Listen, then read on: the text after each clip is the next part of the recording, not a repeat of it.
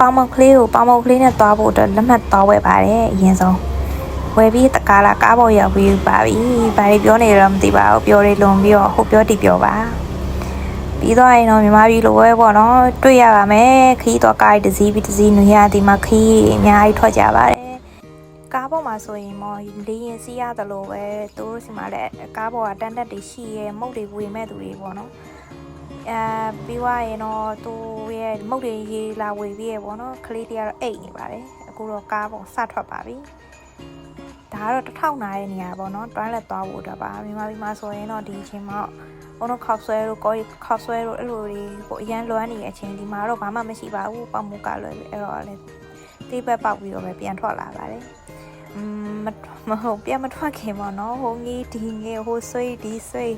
ဟိုကြည့်ဒီကြည့်နေပေါ့နော်အော်သူတို့လည်းကိုယ်တွေလိုမုတ်တန်းနေရှိရဲပေါ့ပြန်လက်ဆောင်နေရှိရဲအများသောအားဖြင့်ပါရီလဲဆိုချောကလက်တွေပါချောကလက်တွေပုံစံမျိုးစုံနဲ့ရှိပါတယ်ပြီးသွားပြီဆိုရင်တော့ဖြင့်ရိုးတွေလည်းပုံစံမျိုးစုံရှိရဲပေါ့နော်ရိုးသူတို့ရဲ့အချိုမုတ်တွေကအရန်ကိုချိုပါမြန်မာပြည်မှာအချိုကြိုက်တဲ့ကျမတော့မစားနိုင်ပါဘူးတော်တော်ချိုလို့ဒါလေးကတော့အိမ်သားပေါ့နော်မြန်မာပြည်မှာလိုပဲဒီလိုဘိုးတိုင်းရှိပါတယ်ဆိုတာလေးကိုပြရုံတတ်ပါမားလို့ဗမာတိုင်းဒီ6ရက်ဘာမှလို့မသိရိုက်လာရပေါ့နော်ဒါသူတို့ရဲ့မုတ်အချိုတွေကိုထပ်ပြီးပြထားတာပေါ့နော်ပုံစံနေတာရှိပါတယ်ဆိုတာပေါ့ပြားရည်ကလည်းပုံစံစုံစိုက်ဆုံးရှိရပေါ့နော်သူတို့မှရနိုင်တဲ့မီမျိုးကိုလည်းရိုက်လာခဲ့တယ်ပေါ့ကျွန်တော်အေရှာဆန်နိုင်ငံခြားသားပါလာတာဆိုတော့ကိုတွေပဲရှိလို့ကားစီယာတွေကလည်းတကူးတကနဲ့ပေါ့နော်ဒီကားနော်ဆိုပြီးတော့ဒီမျိုးလေးတေးကြလေးဒါပြောပြရဲပေါ့ပေါမုတ်ကလေးကားနဲ့ပေါမုတ်ကလေးကိုသွားပါပြီသွားရလန်တောက်လျှောက်မှာလည်းမြန်မာပြည်လိုပါပဲပေါ့နော်အခင်းနေအများဆုံးတွေ့ရပေါ့တွေ့တာတော့ပြောင်းခင်းလို့ခင်းချင်းတီးလို့ပြီးတော့စပစ်တီးလည်းတွေ့ရပေါ့နော်အရင်ဆုံးရောက်တာဒနီစလီပေါ့နော်အဲ့ကနေပေါမုတ်ကလေးကိုကားပစ္စည်းလေးနဲ့သွားရမှာပါအရင်ဆုံးမျက်နှာတစ်သွားတိုက်အင်ကြီးလဲဝစ်စားပြင်ကုံလုံးလုပ်ပြီးပြီပေါ့နော်ပြီးွားရင်တော့ဒီကားပေါက်စာလေးနဲ့သွားပါပြီပေါမုတ်ကလေးကိုဒါကတော့လန်တောက်လျှောက်မှာမြင်ရတာပေါ့နော်တကယ်ကိုတောကြီးပါပဲလန်တောက်လျှောက်ကတော့လေဖြူပေါ့နော်အဲ့လိုကြောက်တောင်ဒါပါထုံးကြောက်လို့ပဲပြောရမှာထုံးကြောက်တွေနဲ့တွေ့ရတယ်တကယ်ပေါမုတ်ကလေးရဲ့နာမည်ကြီးရထုံးကြောက်ပေါ့နော်အဲ့မှာရေရှိနေရပါဒီလိုနဲ့ပေါမုတ်ကလေးကိုရောက်လာပါပြီဒါကတော့စင်းနဲ့မှတ်တိုင်ပေါ့နော်စင်းနဲ့မှတ်တိုင်မှာမြင်တဲ့အတိုင်းနဲ့ဘာမှမရှိပါဘူးကိုယ်ပိုင်ကားတွေတော့ပုံများပါတယ်အဲ့မှတ်တိုင်ကနေ North Gate ဆိုတဲ့နေရာပေါ့နော်အဲ့ကနေသွားရတာပါသွားတဲ့အရှိတဲ့အပေါက်မှာတော့ဒါတော့ toilet ပေါ့နော်ပြီးတော့ကိုရီဆက်သွားရင်နဲ့အမှ gate တစ်ခုကိုရောက်တယ်ပေါ့နော် gate တစ်ခုမှာရောက်တော့ဖြစ်ချင်တော့ကို့မှာ museum ကတ်ရှိရဲပေါ့ museum ကတ်ရှိတော့ဝင်ကြီး free နဲ့ဝင်ရတယ်ပေါ့နော် gate museum ကတ်မရှိဘူးဆိုအမှကတ်လို့ရတယ်ထဲလဲတရားပေါ့နော်အဲ့ဒါနဲ့ပဲအထဲကိုဝင်သွားလိုက်တော့ပြီးပြီလို့ထင်ခဲ့တာပေါ့တကယ်တော့ဘယ်ဟုတ်မလဲအထဲကိုသွားရင်ပတ်မဲ့ကားပေါ့နော်အဲ့ဒါပတ်လို့ရတဲ့နေရာတွေပေါ့နော်အဲ့ကိုပတ်ဖို့ကားထပ်ပြီးတော့ငှားရပါတယ်ငှားခြင်းလည်းရတယ်ပေါ့နော်လမ်းလျှောက်သွားလို့ဒါပထမသွားခြင်းကတော့ကားငှားခဲ့ပေါ့အဲ့လိုကားလေးပေါ့နော်အဲ့လိုကားလေးငှားခဲ့အဲ့ဒါပထမဆုံးတွေ့ရတော့တင်းချိုင်းကူပါဒါကတော့နေရာတိုင်းမှာတင်းချိုင်းကူပါဒါကအီဂျစ်ရောမဒီရဲ့ empire ပေါ့နော်အရင်တော့ကရောမတွေကဒီတူရကီကိုကျူးကျော်ပြီးတော့ empire တိဆောက်ခဲ့တယ်ဆိုပြီးတော့ပြောရပေါ့နော်အတိအကျတော့မသိပါဘူး ChatGPT တာတုံးပြီးတော့ဒါဖတ်ကြည့်ကြပါတော့အဲ့လိုနဲ့ပဲသွားလိုက်တာလမ်းမှာဒါအောင်ရှောက်အဲ့လိုမျိုးတွေပေါ့နော်ဒါကအရင်တော့ဆိုရင်အဆောက်အုံနဲ့တေချာရှိခဲ့ပြီမဲ့ဒီငလင်တန်ဘေးတွေကြောင့်ပေါ့နော်အခုလိုမျိုးအကျွင်းချံအဲ့လိုပုံစံလေးတွေရှိတော့တယ်ပေါ့နော်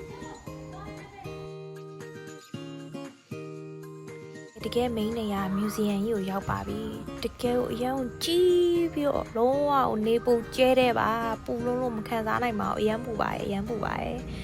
ဒါကတော့အထဲကိုဘယ်လိုပုံစံလေးရှိလဲဆိုတော့သေးစိတ်ရိုက်ထားတာဖြစ်ပါတယ်ပေါ့နော်လုံးဝအကျဲကြီးပဲပေါ့ပြီးတော့ဟိုးဘက်ကတော့အဲ့မှာပေါမုတ်ကလေးရဲ့တကယ်မြင်ရတဲ့ထုံးကြောက်ပေါ့နော်အမှရေရှိတာပါအဲ့ကနေသွားရတာပါကိုဆိုရင်တော့ရောက်ပါပြီအဲ့ရေရှိတဲ့နေရာအရန်ပူလုံးအားကြီးရပေါ့နော်ဒါပေမဲ့လည်းကိုသွားချင်ခဲ့တဲ့နေရာမလို့အရန်ကိုပြောပါတယ်ဒါပေမဲ့ကိုတော့တားကတော့လုံးဝမဲတူပြနှမ်းနေပါပြီလို့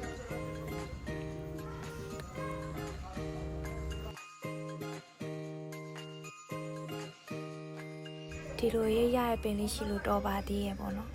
လုံးဝအရန်လှပါတယ်ဒီအဖြူပေါ်မှာအပြားပေါ့လူတွေသွားတဲ့နေရာတော့ခုလိုမျိုးနည်းနည်းထုံးကြောက်တွေဖြစ်တော့ညစ်ပတ်တယ်ပေါ့နော်ဒါပေမဲ့လူတွေမရှိတဲ့နေရာဆိုအရန်အဲ့လိုပြားပြီးတော့ဟိုဘက်မှာအပေါ်မှာပြားရပေါ့နော်ဒီအောက်မှာဆိုစိမ့်နေရပါလို့ဆိုထုံးကြောက်တွေကအောက်မှာအနေထိုင်နေတဲ့ဟာလူတွေခြေထောက်ကသွားတော့လေလိုရေတွေကအဲ့လိုဖြစ်ကုန်တာပေါ့နော်ပြီးတော့ဒီမှာဒီလို sky diving လဲစီးလို့ရတယ်ပေါ့နော်စီးမယ်ဆိုပြီးတော့ဒါပေမဲ့အဲ့ကိုအရန်သွားမှာဝေးတော့လည်းမစီးပြဘူးပေါ့နော်အခုလိုပဲကြည်ရင်းနေပဲကျင်းနဲ့ခဲ့ရတယ်ပေါ့နော်ရေထဲကိုပုံနေတဲ့ကြားတွေရအောင်ဆင်းပါတယ်ပေါ့နော်ရေထဲဆင်းပြီး9မိနစ်တောင်မကြာပါဘူးနှာတွေစီးလာပါတယ်ရေကတော့အခုလိုမျိုးတွေ့တဲ့အတိုင်းပဲပေါ့နော်ဟိုးပမာဆိုအရန်လှရပေါ့နော်အဆုံးထိသွားခြင်းပဲမဲ့ဘလို့မှမခံစားနိုင်ပါဘူးအရန်နဲ့ရေကတော့မပူပေါ့နော်ဒါပေမဲ့အဲ့လိုရေနဲ့အပေါ်ကအပူချိန်ချင်းကြနှာတွေကချက်ချင်းစီးလာတော့မဖြစ်ဘူးဆိုပြီးတော့ပဲပေါ်ပြန်တက်ခဲ့ရပေါ့နော်တွေ့တဲ့အတိုင်းအရန်ကိုလှပါတယ်